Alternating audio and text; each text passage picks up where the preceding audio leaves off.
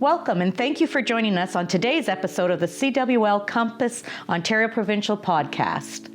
Our mission is to share with you our faith, which is our guiding direction, and to help women navigate with joyful purpose, spreading our love of God through ministry and service throughout Ontario.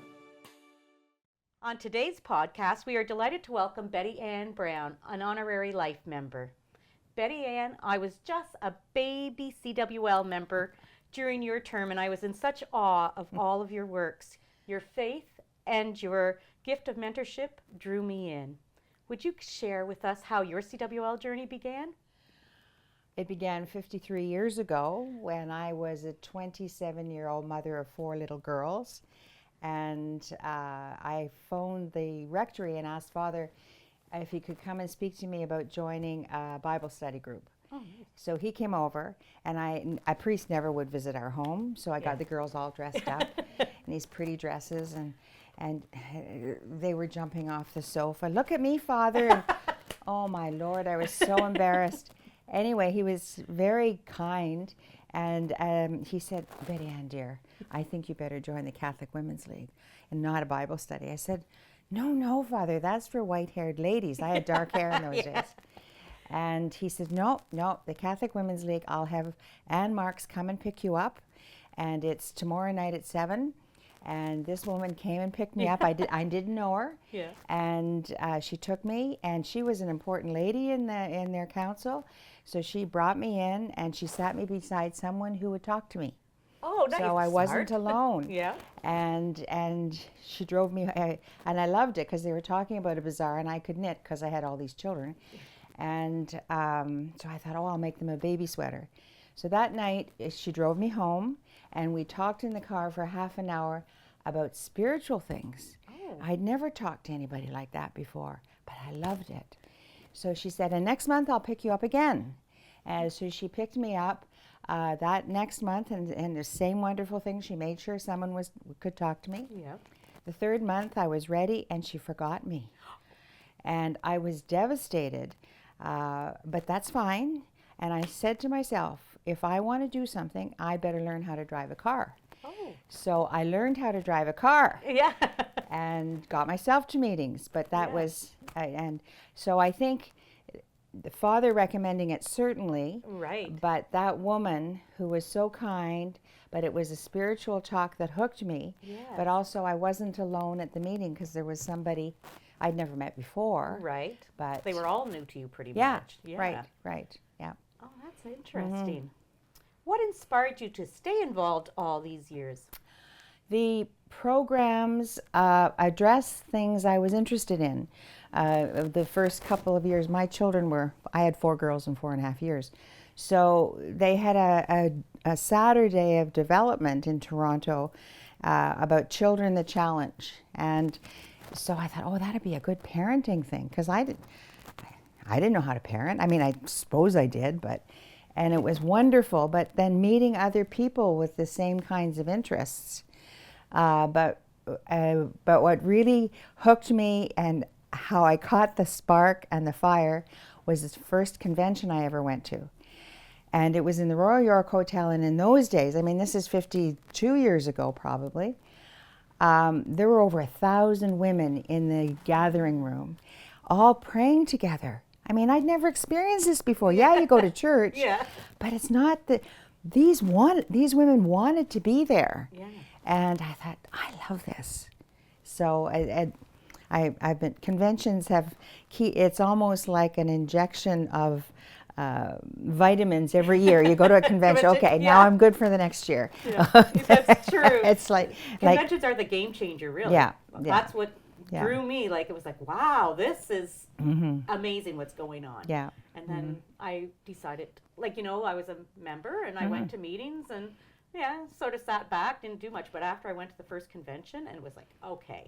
And conventions make a difference because you're voting on resolutions, but you're also learning new ideas to carry for the next year, and you're experiencing spirituality. True. Yeah. So true. Is there a particular moment in the CWL history that you were proud to be part of? Yes. When was on the national executive, so for 6 years I was part of the delegation taking resolutions to government, federal government, and that part was good. And I would always say people, our resolutions you'll never read about in the newspaper, and maybe it'll take 7 or 8 years before they become a change in our Canadian law, Right. but we have made a difference. You know, like making sure the paint on children's cribs don't have lead. You're right. You know, and getting rid of the poisonous insecticides, because the women in London diocese were noticing they were birthing babies that had not much brain because of the farmers were using these poison things. That was good. But the other thing it was fun and it was a surprise, was when I was invited by the Governor General to go with a small delegation to the installation mass for Pope Francis in Rome. Oh, And there are only that's 34 special. people on that private flight with the Governor General, and everything was taken care of because he needed to be safe. Right. And I don't like crowds, so I would have hesitated to go to Rome, but we were so protected. And it cost me €6 for the whole thing. And that was a tip when some ladies and I went out for pizza. Wow, It was that's fun. amazing. That's a really, the CWL was We're part of invited. this. Yeah, I By- didn't know that. Yeah, and it That's was good. funny because it was March break, and my family were on a March break holiday in Majorca, which is just off the coast of Spain. When the email came and you have to reply in 4 hours, Kim sent it from national office. And I talked to my husband and our friends, well, you have to go, you have to go. Well, Majorca's close to Rome, so it would be easy to hop over. You're right. But I didn't have my CWL pin. So I said, okay, I'll go. Yeah. And it just happened that our flight home would get me back in Toronto, but I had to be at the airport in Ottawa at 8 in the morning the next day.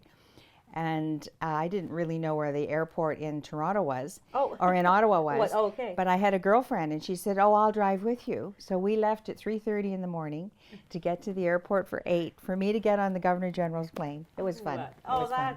that is Yeah, it was an special. adventure. Yes. And you made me chuckle when you said, I don't like crowds. I don't. And then the CWL.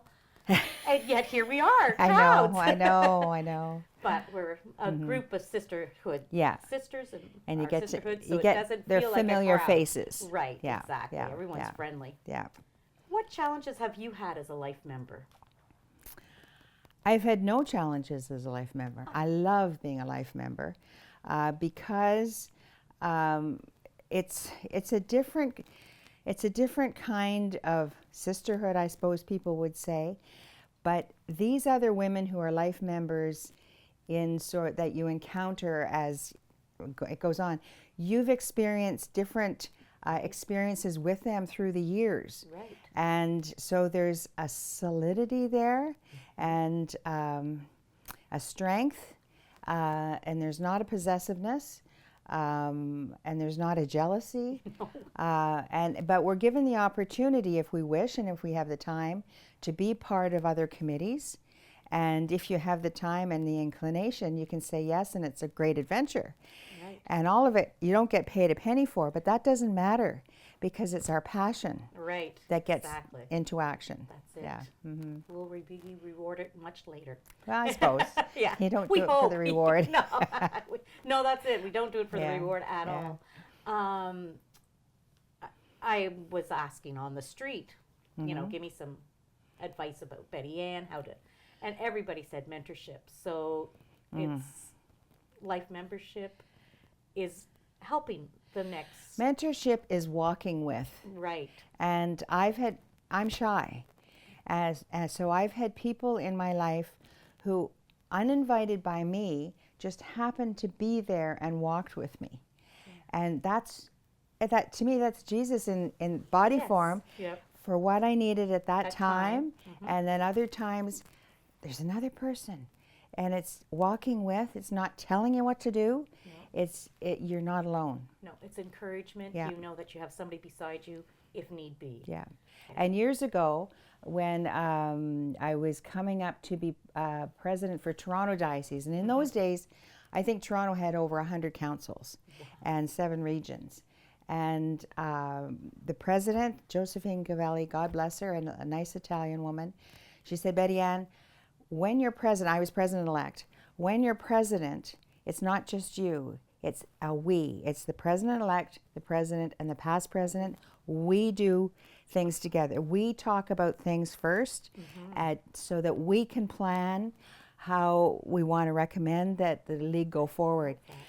And I hate the idea of being the only one on the top of a tree that can so easily be shot down. Right. Whereas when you've got the stability of three, you've got a foundation. And I mean, we've faced some interesting challenges, but always knowing that you weren't in it alone. No. Was always I and love like the we. yeah, the I've we. never heard that before, but that really. Yeah, and that likewise carried over when I was national president. It's always we. We. And you know, especially because when we travel together, we often room together. Right. Yeah. That's neat. What's one piece of wisdom you'd pass on to new members? Come and see, because it'll change your life in ways you have no idea, mostly because it's an opportunity to grow spiritually. True. And we heard Dr. Josephine Lombardi yesterday saying she has grown through the years. She's not the same now as she was 25 years ago. Right. I couldn't believe she said that, because I had said that the day before when I talked about a talk that I had given to a parish in Belleville. Right. And that now, I mean, I'm 80 years old now. No way. And yeah. So now, my spirituality is the most important thing to me. I pray 2.5 hours in the morning. I wake up really early so I can do that before anybody else, if I've got company, wakes Right. up. But there's a tremendous freedom in walking with Jesus and allowing yourself to be his instrument. Like, let go and let him. Yes, I love that. But now at 80 years old, I've let him do that. Right. And at the end of the day, it's like saying, wow, that wasn't me, it was Christ who lived in me. Right. But that, I wouldn't have known anything about that when I was 27 years old. No, totally Because different. then you're busy running families and whatever. I didn't Yeah. have the time perhaps to wake up at 5 in the morning to say my prayers. I wanted to sleep. But now I do. And it's, thank goodness I've had this time to grow. Right. And it wasn't cut short. Earlier you mentioned that you were shy. I'm going to say I'm shy. A lot of Yeah. people won't believe that. Yeah. Like, I don't believe you're shy. I am. But if you're a new member, like, because I was shy, you're shy, and yet we took the plunge, we'll call Yeah. it, and became new members. So how would you, like, you know, if somebody says, oh, I'm really shy, I don't want to go, I'm afraid to take that step. How would you mentor them in? Well, that is something we should speak to the rest of our members who are active in the councils and whatever, and someone new comes in. Don't let that person be alone. Right. And I will often go to gatherings or whatever, and there'll be someone sitting all by herself, and I just go, oh, hi, how are you? And just sit down beside her. Yeah. And I've met wonderful people that way, It's true. you know, So but true. they're not going to go push themselves forward. No. It's like they need to be invited or accompanied. Right. Yeah. And like I mentioned earlier, my first convention was a wow moment, but I stuck to the people I knew, like Yeah. Jeannie and Lucy and Mary. Where are you going? What are you doing? And I stuck to them like crazy because I didn't want to be left alone. And now I don't even need to walk I with don't either. them. You're It's right. like, you know, it's Yeah. so funny. It's In so fact, rewarding. my girlfriend, Fresh. you're going to ask me Yeah. who my CWL hero was. Yes. And you've heard of this woman before. Her name is Moira St. Marie. And we would often room together. And she was an amazing woman. But we had a little thing between us. We're rooming together, but we're not together at all during the day. Nice. We'll experience other people. So then we've got stories to talk about in the evening. True. Yeah. That's a good way to do it. Yeah. And because there's always something you're like, did you see? This was so funny. Yeah. And then, you know. Oh, yeah. Yeah. Yeah. How has the league changed since you first joined? And what has stayed the same? Okay. And what has stayed the same? I remember years ago, I was in a position of being seconded to the next level, probably from Toronto level to Ontario, and having maybe to fill in for somebody. And I tell you, those ladies in charge were really in charge. Oh. And so for someone like me who was sort of just there, Yeah. they were, us just there people in those days were expected to be quiet. Oh. And even when we got to national level, there were other provincial presidents. I was Ontario then. Yeah. And I remember Danielle McNeil Hession was the provincial president from Nova Scotia. We were rebels because we weren't going to sit there and be quiet. No. We felt equal, Right. whether those people in the head table realized we were wanted us to be equal, but we did. And soon after that, we got new national presidents who would break up these executive meetings, and it wouldn't just be the national executive sitting there and us down here. They would be scattered among us. Nice. Maybe it was so they could control us. Yeah. I don't know. I don't think that but was it was possible. much more friendly. Yeah. It was, so I find now, yes, we've gotten rid of a lot of red tape or reporting and paperwork and stuff like that. It's still important, though, to have records. Right. It seems that it's more, or it's easier, but really, because of electronics, we can still be recorded. Yes. You know, things can still be captured. Exactly. Yeah. I agree totally. History is very important. Yeah. Because progress, you don't know if you've made progress if you can't look Compare. back. Yeah. Exactly. Yeah. What do you hope your CWL legacy will be? I hope it's openness to other people.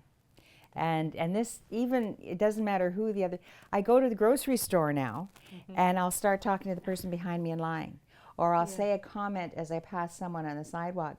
And people are not used to this in today's day and world. They're walking around in their little things. So I think an openness to to other people. Yeah. And encouragement. Yes. I've been encouraged, and I do encourage, when I see women that have talent and, well, like you, I like to see them grow and take their place, because they have talents I don't have, and we need all of those. You know, I used to think it's like the facets on a diamond. You know, I can look this way with whatever my view is, but you're looking that way, and you've got a different view that benefits the beauty of the whole thing. Oh, that's beautiful. Yeah. Diamonds. Our girl's best friend, I guess. And it works very well here. Yeah. What's a fun memory from a convention or a meeting you'll never forget? Oh my goodness. You might have a few, eh? Yeah, some of them are risque, but I won't say about that. Toronto had a great way of roasting their outgoing past president that were fun. Yeah. And they would invent, like they would gather, the executive would gather and other members would gather at a convention generally when there was free time. Right. And somebody would have written a poem or a goofy song, or they would have had funny clothes like costumes. You're right. But I remember when I was finishing being, it was around 2000. Maybe they were roasting me because I was finishing being Ontario president. Okay. And it was in Cornwall, I think. And like my name is Betty Ann Brown. So they gave me a Brown Betty teapot that has Ann written on it. So to this day, I have my Brown Betty Ann teapot. And it reminds me, it was. Like, I mean, they're so brilliant. Yeah. And I remember when at a similar gathering, they were so excited that I was going to get married again, because I'd been a widow for 8 years. Mm. And they had this goofy kind of, not a shower, nothing like that, but goofy. And they gave my future husband and I a small blue spruce tree, a real tree. Nice. So when I took it back home, we planted it. It's now I was 10 or 12 feet high. It's gorgeous. Oh, that's nice. So it's a beautiful memory of the league and being in love and And what growth does, yeah. nourishment does, how it can grow. Stupid things, but the simple things that mean a lot. Exactly. Yeah. Sometimes it's the smallest thing that. Yeah. It's fun. If the CWL had a theme song, what would it be for you? I don't think I can answer that because I'm not really a music person. Okay. Yeah, I don't think so. No. Oh, Companions on the Journey. Oh, yes. We I are love that. companions on the journey. That was the theme. Agnes Bedard was our national president then. Right. Yeah, that was a beautiful, and song. and we are. And I was just going to say that. Yeah, and the we journey are of life, definitely- the journey of our spirituality. Yeah, that's what we are. Companions that's a good one. on the journey. What's your hidden talent or a hobby you love outside the league? Oh my goodness. Well, I love knitting. During COVID, I knit 14 Irish Aran sweaters. Wow. Well, because I've got 14 grandkids, but I have children as well, so Yeah. I knit 14 Aran, and they're all different. But well, I have a lot of Irish heritage, so I love that. Nice. Yes. And like one of my daughters, she has 5 Irish clans in her. Wow. So I made her a big wrap that she curls up in when she watches TV that has these 5 Aran patterns in. Yeah. Oh, that's beautiful. Took me 5 years to make one sweater, so now I just stick to Levette's. Was there a favorite convention you'd like to share? I remember PEI, and it might have been the year 2000, and it was a national convention, and we did a big a rosary walk from the conference center to the cathedral. And the year 2000 was a controversial year for the League because of the March for Women. There was an international March for Women in the year 2000 that was very controversial, even in the League and in Canada, but it was for violence against women, like to say we don't like violence against women. Exactly. And the Canadian bishops asked us and the League to participate in this. Many of the anti-abortion people said, no, we shouldn't because it's going to be a pro-abortion march, and it wasn't, and it had no intention of being it. Yeah. But I'm going to tell you the story because a lot of times people want it wiped out of our history. In July 2000, my second daughter, who had been a victim of violence, killed herself the month before in June. So I went as my first Ontario President convention where I was running it a month after this horrible grief. And we had to talk about the march. Are we going to participate or not? Yeah. And many priests thought we shouldn't because they thought it was pro-abortion, that march. And we went, and I was almost like in a blur. But anyway, the march itself, and I think the whole controversy about the march was a contributing factor to our national president, who was Sheila Pellerin at the time from Nova Scotia. She got cancer and she died fairly soon after. But stress does that sometimes to people. Right. And I think the march was in the fall. But anyway, you asked about a convention. So that national convention was in PEI. And so to gather with the women from across Canada in support of this march that was against violence against women, praying the rosary out in public from the conference to the cathedral was just such a feeling of solidarity, and yes, we can do this. Yes. But I have to tell you, we did go to the march in Ottawa, 4 of us, Moira St. Marie, myself, Joan Hasty is the past Ontario president, and another woman. 4 of us went from Toronto, and the bishop, I think it was Bishop Gervais, he said, well, before the march, we will have a mass at the Basilica, I think it's called in Ottawa. It's a beautiful, like a cathedral across from the National Art Gallery. Yes. At 10 o'clock, we will have a mass before we go for this march. So Moira and I went, and Joan, and we went early. I always get there early so you don't miss the plane. And so we took our place maybe about the 3 rows back from the front. And then in front of us came Knights of Columbus guys, and they're so huge. And we thought, how are we going to see? How are we going to see? And it was really interesting because at some point before Mass, someone came over to our aisle and said, would you come with us? Come with us. Or come with me. And so we went with that person, and they took us up on the altar and gave us seats. The seats were around like this, and the bishops were saying the Mass. So here we were up there watching the whole Mass from oh my goodness, that was quite something. Bird's eye view, right there. Yeah. And the march, I think maybe there were 50,000 people in that march down that Sussex Drive, I think it's called in Ottawa, to the Parliament buildings. I think it was before big marches really happened in Ottawa. And so we were watching, well, is it pro-abortion people? Right. And like hardly anybody, and if they were, I would say they were hired students that were making a lot of noise. Yeah. But it was women who were domestics, it was women who were immigrants, women who weren't being paid properly, like women who were being beaten. It was so worth it. It was so worth it. And that, I think, that's a highlight in one of my league lives. Yeah. I was going to say, that's really interesting. Yeah. I didn't know any of that. Oh. That's amazing. But I was, that's what Grace does too. I was so convicted to be loyal to the request of the bishops that we are there, because my daughter, who had just died, had been a victim of violence. Right. And then you were able to adopt your granddaughter. Yeah. And I was, like, throughout the years, it's not that we lost touch, but I was happy to hear that she's doing well. Oh. And I was like, oh, that's so nice. Yes. And that's what I love about the CWL. Like, we don't meet everybody across Ontario at the same time.